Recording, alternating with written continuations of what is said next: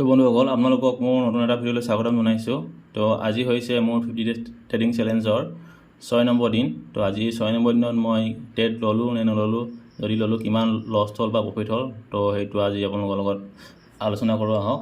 তো আজি মই নিফটি 50 এটা ট্ৰেড লৈছিলোঁ আৰু ট্ৰেডত এইটো আপোনালোকে দেখিব পাইছে ৰাইট চাইডে এঞ্জেল 1ত লৈছিলোঁ। এইটো পজিশ্যনত আপুনি দেখিব পাইছে 1132 টকা আজি মোৰ প্ৰফিট হ'ল আৰু মই এইটো ট্ৰেড লৈছিলোঁ।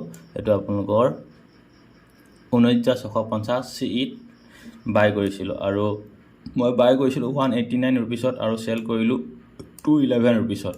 তো এইটো আজি মোৰ কেনেদৰে প্ৰফিট হ'ল চাওঁ আহক।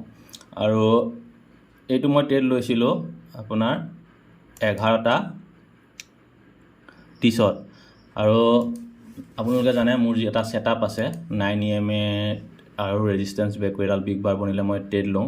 আৰু তেনেদৰে মোৰ এই 11:25 এডাল কেণ্ডেলত এইটো 9 EMA দেখিছে নহয়, এই 9 EMA ৰেড লাইনডালক ক্ৰছ ৰিটেষ্ট কৰি এডাল বিগ বাৰ বনিছিলে আৰু তেতিয়া মই এই বিগ বাৰডালৰ ক্লজিঙত এণ্ট্ৰি কৰিছিলোঁ আৰু এণ্ট্ৰি কৰোঁতে মোক 1:1 এইটো টাৰ্গেট দিছিলে। আৰু মই এইটো এই যোনটো ৰেড লাইন ওপৰত লিখিছে ন, মই হৰাইজেণ্টেল লাইনডাল আঁকি থৈছোঁ, এইডাল আছিলে এডাল ৰেজিষ্টেঞ্চ। মানে আগতে এইটো পইণ্টৰ পৰা মাৰ্কেটত নিফটি 50 চাৰ্টখন ঘূৰি আহিছিলে এই কেণ্ডেলবোৰ তললৈ, গতিকে এইটো এটা ৰেজিষ্টেঞ্চ হিচাপে কাম কৰিছিলে। সেইবাবে মই 1:1 টাৰ্গেট লৈ এইডোখৰতে এক্সিট কৰি দিলোঁ। তো এনেদৰে মোৰ আজি আপোনালোকে দেখিবলৈ পাইছে 1132 টকা প্ৰফিট হ'ল। আৰু যিহেতু মই প্ৰফিট লছ হওক বা প্ৰফিট হওক মই মোৰ এক্সেল চাৰ্টত লিখি থওঁ। তো আজি হৈছে Day 6 আৰু Day 6ত মই এটা লট লৈছিলোঁ আৰু মোৰ প্ৰফিট হ'ল 1132 টকা। এনেদৰে মই Day 6, Day 7, Day 8 এনেদৰে মই 50 ডে এনেদৰে এটা ট্ৰেডিং চেলেঞ্জ কৰিম। তো এই চেলেঞ্জটো চাই থাকিবলৈ আপোনালোকে মোৰ চেনেলটো ছাবস্ক্ৰাইব কৰি থ'ব পাৰে। ধন্যবাদ।